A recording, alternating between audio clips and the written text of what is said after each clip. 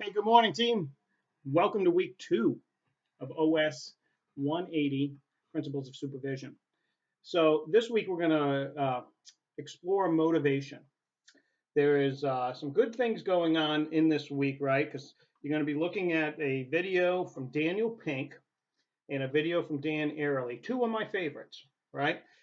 Dan Pink brings up some interesting points on his research on motivation. For instance, sometimes we get to a point financially where money's not a motivating factor. How do you motivate your employees then? He brings up all of this research that, and it makes sense too. So, how does it, or why would people program for Unix for free? They could be making lots of money, but yet they program for it.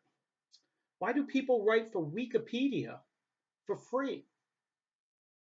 They could be making lots of money as a writer. It's because they want to be part of something. They want to contribute. And they're willing to give up their own free time for something bigger than themselves.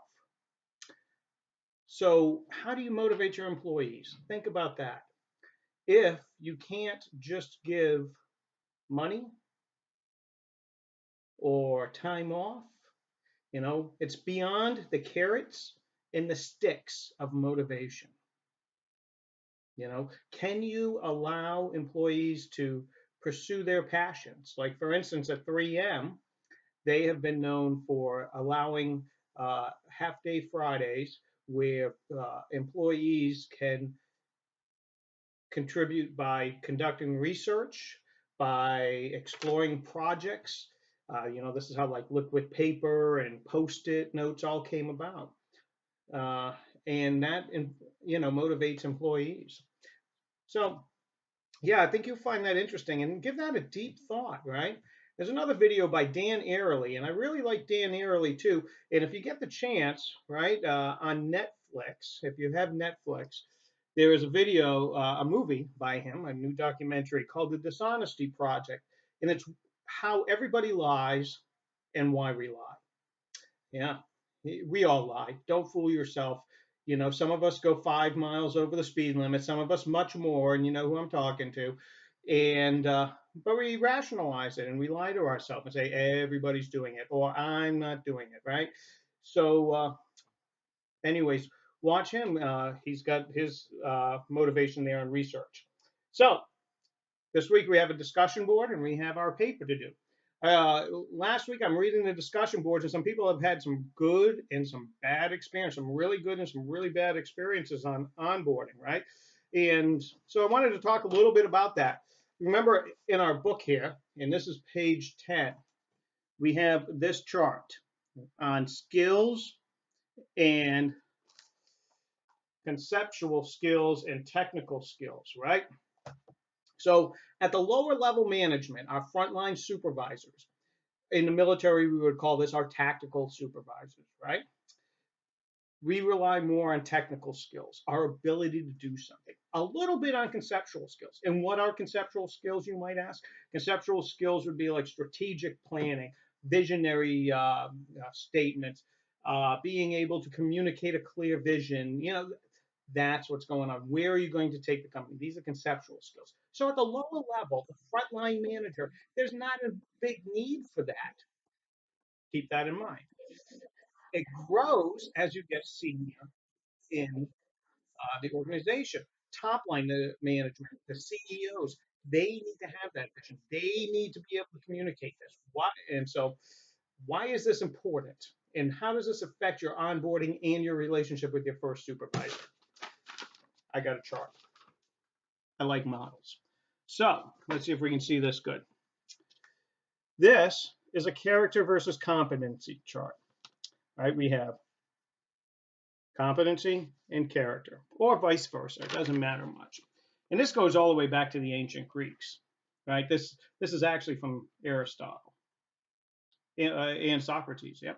So they said there's this point up here called arete, which is personal excellence. Arete.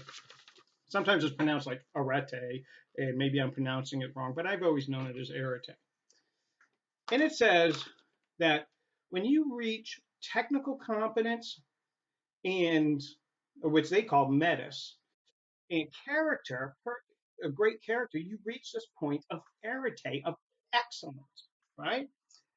So now ask yourself, when was the last time you trained on your character?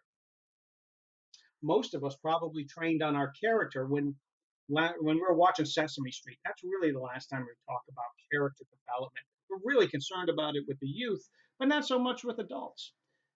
So how does this relate to your relationship with your first supervisor and onboarding process?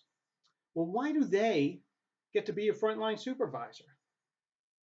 Is it because of their character? Is it because of their technical skills? Hmm. Probably because of their technical skills. Because they did a good job at the job below them, they now got promoted to supervisor. Does not mean they have the conceptual skills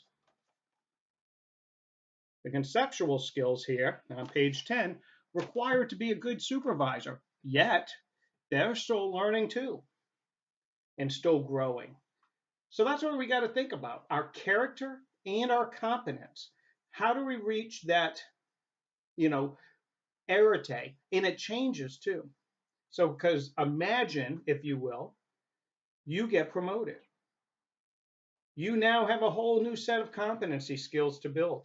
So that table here that little chart there I drew on character versus competency just changed. Your arete is you may not have personal excellence anymore. This is pretty important, I think. The military, we talk about it a lot. The Navy SEALs, they actually grade each other on character and competency. And ask yourself this, if you were part of a team, like I know we have a Connecticut State Trooper in the class, what's more important, character or competency, right? Who would you rather train? Somebody that is willing, of good character, or somebody that's competent with bad character? Who would you rather have on your team? Character is important. Teamwork is important, right? And I bring that up because I'm reading the discussion boards and I'm reminded of this, of some of the work that the challenges that we face. So, anyways, that's what I wanted to talk about today. And Census Day is Monday, this Monday, and let me get the date. Wait, I got to move my mouse. It is 3 days from today, so the 18th, and that's the first Census Day. And second census day, and the last one is the Monday after that. Posted in the announcement, so everybody pay attention. Okay, so good stuff. Starting off to a strong start, and I will see you online. If you have any questions, please ask. Dave out.